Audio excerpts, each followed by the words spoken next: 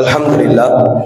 প্রিয় সুধী, এই পর্যায়ে আমাদের সম্মুখে গুরুত্বপূর্ণ আলোচনা উপস্থাপন করবেন আজকের এই শপথ অনুষ্ঠানের সম্মানিত বিশেষ অতিথি, বিশেষ মেহমান, বিশেষ আকর্ষণ জনাব হযরত মাওলানা মুহাম্মদ সোহেল মাহমুদ সাহেব, সাধারণ সম্পাদক বাংলাদেশ ছাত্র হিজবুল্লাহ পটুয়াখালী জেলা শাখা। নারায়ে তাকবীর, নারায়ে তাকবীর।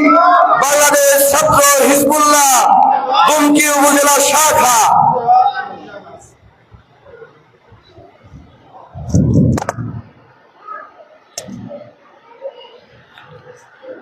আলহামদুলিল্লাহ আলহামদুলিল্লাহ নাহমাদু ওয়া নুসাল্লি আলা রাসূলিল কারীম, আম্মা বাদ। পাক ভারত উপমহাদেশের অন্যতম আধ্যাত্মিক মার্কাজ সারসিনা দরবার শরীফ থেকে পরিচালিত অরাজনৈতিক আল্লাহওয়ালা দেবী সংগঠন বাংলাদেশ ছাত্র হিজবুল্লাহ পটুয়াখালী জেলার মধ্যে অন্যতম একটি উপজেলা দুমকি উপজেলা শাখার আজকে কার্যনির্বাহী কমিটির শপথ অনুষ্ঠান। আর এই শপথ অনুষ্ঠানে প্রধান অতিথির আসন অলঙ্কৃত করেছেন যে মানুষটার অক্লান্ত পরিশ্রমে পটুয়াখালী জেলার অধীনে সকল স্কুল কলেজ মাদ্রাসায় ছাত্র হিজবুল্লাহর কার্যক্রম চলমান রয়েছে। বাংলাদেশ ছাত্র হিজবুল্লাহ কেন্দ্রীয় কার্যনির্বাহী কমিটির সম্মানিত সহ সভাপতি ও পটুয়াখালী জেলা ছাত্র হিজবুল্লাহর সংগ্রামী সভাপতি হযরত মাওলানা মুহাম্মদ জহিরুল ইসলাম সাহেব, আমাদের পথ প্রদর্শক, যাদের দিক নির্দেশনায় আমরা সাংগঠনিক কাজ এগিয়ে গিয়ে থাকি, বাংলাদেশ জমিয়তে হিজবুল্লাহ দুমকি উপজেলা শাখার সম্মানিত সভাপতি জনাব প্রফেসর মোহাম্মদ মজিবুর রহমান, সম্মানিত সাধারণ সম্পাদক জনাব কারি মোহাম্মদ আবুল কালাম, আরো আমাদের মাঝে উপস্থিত রয়েছেন যুব হিজবুল্লাহর সম্মানিত সভাপতি সাধারণ সম্পাদক সহ বাংলাদেশ ছাত্র হিজবুল্লাহ শৈশবের ললিত স্বপ্ন আমার যৌবনের উদ্দীপ্ত চেতনা প্রাণের সংগঠন আমার বাংলাদেশ ছাত্র হিজবুল্লাহর সর্বস্তরের নেতৃবৃন্দ, ছাত্র হিজবুল্লাহর সর্বস্তরের নেতৃবৃন্দ সকলেই আমার আন্তরিক সালাম গ্রহণ করুন। আসসালামু আলাইকুম ওয়া রাহমাতুল্লাহি ওয়া বারাকাতুহু। আজকে আমরা এখানে একটি উদ্দেশ্য নিয়ে এসেছি, এই বিষয়টা আপনারা অবগত আছেন। আজকে আমরা শপথ নিতে এসেছি দীর্ঘ 1 বছর ছাত্র হিজবুল্লাহর আমির হিজবুল্লাহর পক্ষ থেকে দুমকি উপজেলায় বাংলাদেশ জমিয়তে হিজবুল্লাহর কাছে যখন যে নির্দেশনা আসে আমরা ছাত্র হিজবুল্লাহ তা আপাদা মস্তকে মেনে নিব। কি বলেন আপনারা?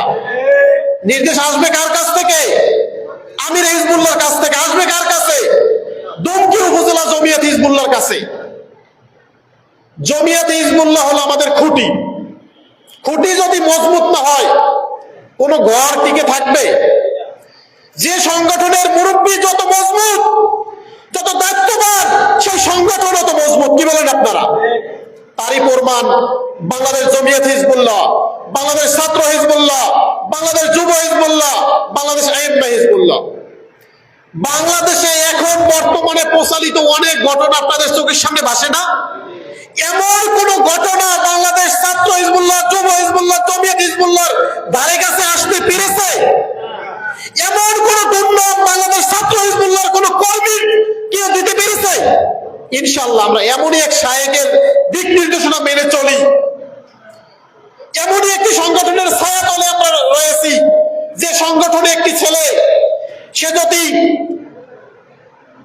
জেনারেল ছাত্র হয়, ছাত্র হিজবুল্লাহ আসার সাথে সাথে তার লম্বা দাড়ি হয়ে যায়,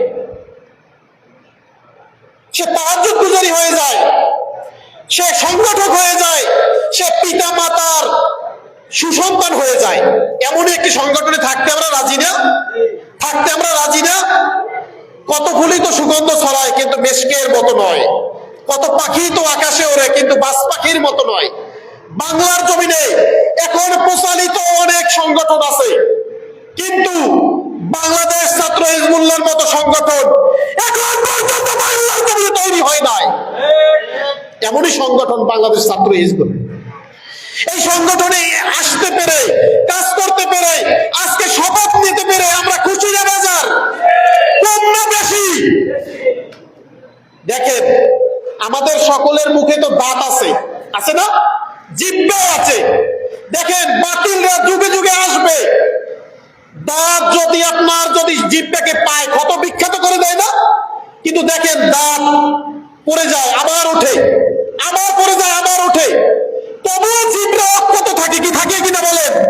বাতিলরা বাংলার জমিনে আসবে যাবে, আসবে যাবে, কিন্তু সাফিয়া বাবা কিয়ামত পর্যন্ত মুক্ত থাকবে ইনশাআল্লাহ।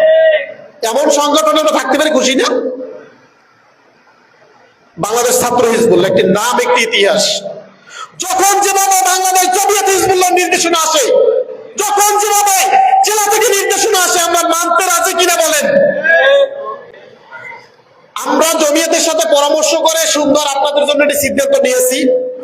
সেটা হলো, প্রত্যেক মাসিক অধিবেশন বাংলাদেশ জমিয়তে হিজবুল্লাহ দুমকি উপজেলার যখন প্রোগ্রাম হয়, যেখানে মাসিক তালিমি জলসা হয়, সেই দিন বাংলাদেশ ছাত্র হিজবুল্লাহ দুমকি উপজেলার মাসিক অধিবেশন প্রোগ্রামের আগে করবেন আপনারা, না পরে করবেন, সেট করে নেবেন জমিয়তের সাথে পরামর্শ করে। ওখানে হাজিরা খাতার ব্যবস্থা রাখবেন। যদি কেউ পরাপর 3টি অধিবেশনে অনুপস্থিত থাকে, তাকে উপজেলার সম্মানিত সভাপতি, সাধারণ সম্পাদক জমিয়তের সাথে সমন্বয় করে তাকে চিঠি পাঠাই দেবেন যে আপনি যদি সংগঠনে কাজ করতে চান, সংগঠনে থাকতে চান, তাহলে অবশ্যই আপনাকে সাংগঠনিক কার্যক্রম মোতাবেক চলতে হবে।